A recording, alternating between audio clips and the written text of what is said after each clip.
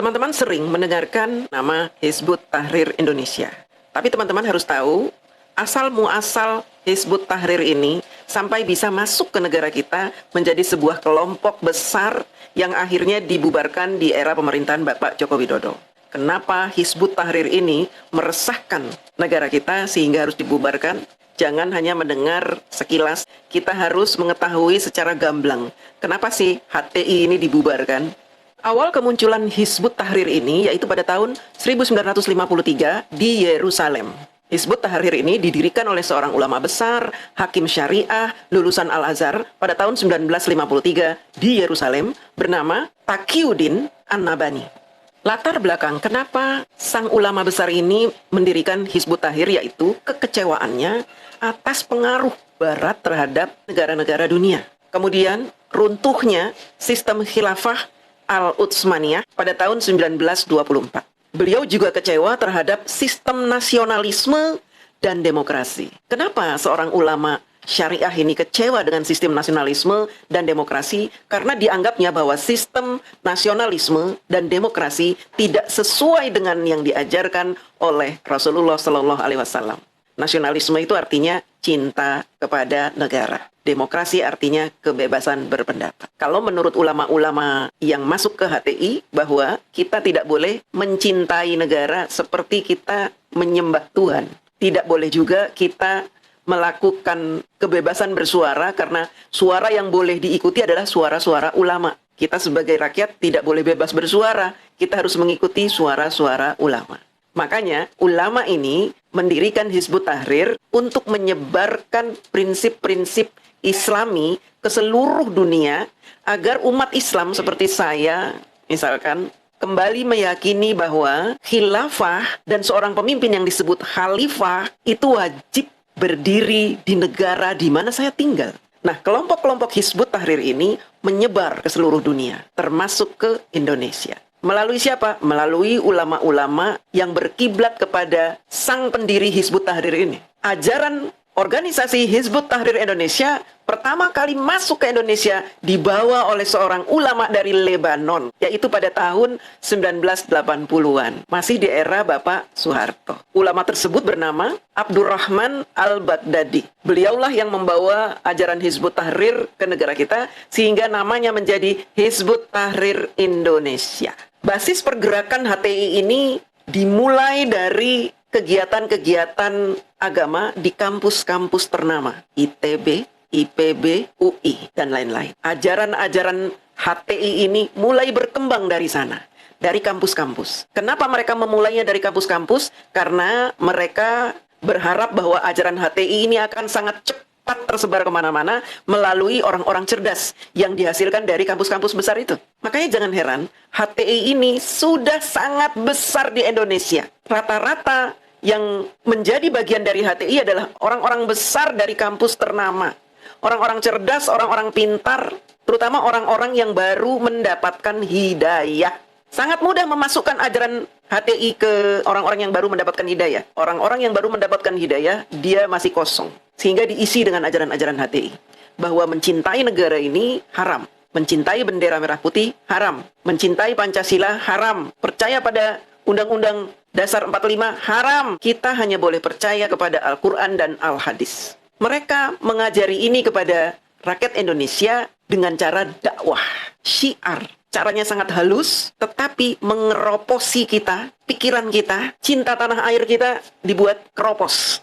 Makanya orang-orang HTI itu tidak segan-segan melakukan demonstrasi, menolak undang-undang, menolak Pancasila, menolak demokrasi, bahkan meminta sistem negara kita diubah menjadi sistem khilafah. Karena memang mereka sudah terdoktrin sedemikian rupa. Bagaimana keberadaan Hizbut Tahrir di negara-negara luar? Mereka dibubarkan. Di Arab Saudi dibubarkan. Di Jerman dibubarkan. Di banyak negara dibubarkan. Karena memang keberadaan mereka sangat mengancam sistem negara. Betapa bahayanya doktrin yang dilakukan oleh kelompok Hizbut Tahrir ini kepada anak-anak muda, kepada orang-orang intelektual, kepada akademisi, kepada pengurus-pengurus masjid yang ada di seluruh Indonesia. Mereka diajarkan untuk tidak mencintai negara. Mereka diajarkan untuk mendukung berdirinya negara khilafah tanpa mengindahkan aturan yang berlaku di negara ini. Dulu saya sempat mendukung HTI karena saya pikir memang kita hidup di dunia ini berapa tahun sih? Paling umur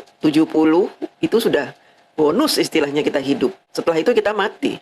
Nah, pikiran saya itu kan membuat saya berpikir bahwa kalau kita hidup tidak berguna dan kita tidak membela Rasul dan Allah, untuk apa? Kita mati tidak membawa harta, tidak membawa ilmu. Kok kita fokusnya hanya untuk dunia saja? Bukankah membela Allah dan Rasulnya itu adalah bekal buat kita nanti di akhirat? Saya berpikir bahwa mendirikan negara khilafah itu adalah hal yang memang diminta di Al-Quran. Mendukung pendirian khilafah, menolak sistem negara Indonesia, yaitu sistem demokrasi, nasionalisme, itu adalah perjuangan dan jihad fisabilillah. Ormas-ormas Islam yang ada di Indonesia rata-rata terdoktrin oleh ajaran Hizbut Tahrir. Kok Ibu DJ tahu? Ya karena saya dulu ada di situ. Makanya saya tahu. Di Indonesia, Hizbut Tahrir adalah doktrin. Parpolnya PKS. Partai Islam yang ada di Indonesia yaitu PKS, ada PAN, ada P3, ada PKB. Yang bergabung dengan Hizbut Tahrir itu dulu adalah PAN dan PKS. Sewaktu Amin Rais masih ada di PAN, karena ini kan orang Muhammadiyah Amin Rais, walaupun mereka tidak terang-terangan. Sebenarnya di negara kita ini kan, kalau ada parpol yang menolak Pancasila, menolak Undang-Undang 45, menolak bendera merah putih, itu kan harusnya nggak boleh ya, tidak mendapatkan izin. Tapi kenapa PKS mendapatkan izin? Karena di dalamnya adalah orang-orang munafik. Mereka pura-pura mendukung Undang-Undang 45, pura-pura mendukung Pancasila, pura-pura mendukung bendera merah putih, pura-pura mendukung NKRI, padahal di dalam kepalanya hanya terdoktrin oleh ajaran Hizbut Tahrir. Kok Bu DJ tahu? Karena saya pernah ada di PKS. Mereka pura-pura. Apa yang mereka teriakkan setiap hari, setiap meeting, setiap rapat? Apa yang mereka teriak-teriakkan dulu kalau kumpul-kumpul dengan relawan-relawannya apa? Hidup khilafah. Tegakkan syariat Islam. Itu yang mereka suarakan. Tetapi ketika mereka menjadi sebuah parpol, mereka mengaku nasionalis. Mereka berpikir bahwa berbohong untuk menjaga kemurnian ajaran Islam itu boleh. Menjadi munafik itu boleh. Jadi mereka memanfaatkan uang negara untuk pergerakan mereka. Dengan pura-pura membuat parpol yang nasionalis NKRI. Nah, karena ajaran Hizbut Tahrir ini sudah melekat di Indonesia sejak tahun 80-an. Mereka melakukan pergerakan secara terang-terangan di tahun 2000-an. Ajarannya sudah ada di mana-mana. Kaki-kakinya sudah mencengkam Indonesia dengan sangat kuat. Ada di semua institusi. Ada di hampir semua kampus-kampus ternama. Sehingga memang doktrin Hizbut Tahrir ini sudah melekat bagi sebagian orang. Kita yang tersadarkan oleh ajaran Hizbut Tahrir yang menurut saya sangat tidak relevan dengan negara kita, kita harus memberikan pencerahan kepada orang-orang yang belum terdoktrin oleh Hizbut Tahrir ini. Bahkan Hizbut Tahrir ini sudah punya sekolah-sekolah sendiri loh. Sekolah yang di dalamnya tidak ada ajaran Pancasila, tidak ada ajaran Undang-Undang 45, tidak ada ajaran nasionalisme. Silahkan dicek kalau saya dianggap berdusta. Untuk itu teman-teman, hati-hati terhadap setiap doktrin yang meminta kita untuk memusuhi negara, yang meminta kita untuk memberontak, yang meminta kita untuk tidak mencintai simbol-simbol negara, yang meminta kita untuk menistakan azas-azas negara. Pertanyaannya, apakah Hizbut Tahrir ini merugikan umat Islam pada umumnya, seperti saya, dirugikan atau tidak? Dalam hal prinsip, tentu tidak dirugikan. Karena memang saya masih meyakini bahwa umat Islam itu harus percaya terhadap Al-Hadis dan Al-Quran. Saya meyakini itu, karena saya orang Islam. Tetapi ketika Hizbut Tahrir memaksa kita untuk menolak sistem pemerintahan Indonesia, nah ini beda lagi ceritanya. Orang HTI kan menganggap kalau kita berada di negara Indonesia, kemudian kita meyakini Pancasila, Undang-Undang Dasar 45, NKRI, itu kan dianggap kita sesat, haram. Nah ini yang bertentangan dengan kami umat Islam yang tidak setuju dengan apa yang didoktrinkan oleh HTI. Untuk percaya terhadap hadis, ya pasti kita harus percaya, wajib. Terhadap Al-Quran kita wajib percaya juga. Tetapi kalau menyuruh kita dan mengharamkan kita ketika kita mencintai Indonesia, kita dianggap sesat, dianggap haram, nah itu yang bertentangan dengan kami. Masa mencintai negara sendiri dianggap sesat, dianggap haram? Masa ketika kita menerapkan ajaran Pancasila dianggap sesat, dianggap haram? Bendera merah putih pun dianggap berhala katanya. Itu kan aneh. Bagaimana dengan bendera-bendera yang ada di Palestina, yang kalian kibar-kibarkan itu ketika kalian mendukung Palestina? Haram nggak itu? Mereka ini terlalu egois gitu, untuk menerapkan, mendoktrinkan kita, ajaran-ajaran mereka, sementara mereka tidak bisa mengimplementasikan itu sendiri di dalam aktivitas-aktivitas mereka dalam mendukung negara-negara Islam lainnya. Hormat bendera katanya penyembah bendera. Memang ada ya di Al-Quran. Haram mencintai negara tempat kelahiran kalian, begitu. Terus untuk apa ada negara? Terus untuk apa Allah menciptakan bersuku-suku, berbangsa-bangsa? Untuk apa?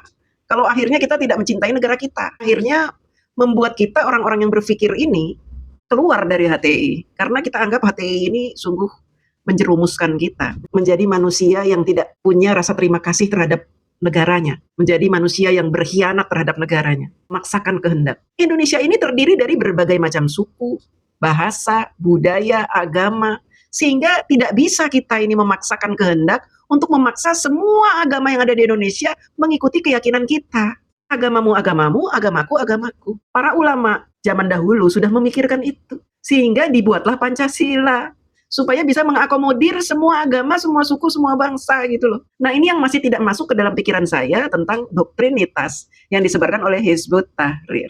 Demikian, nanti kita akan lanjut lebih mendetil lagi di konten yang berikutnya. Terima kasih.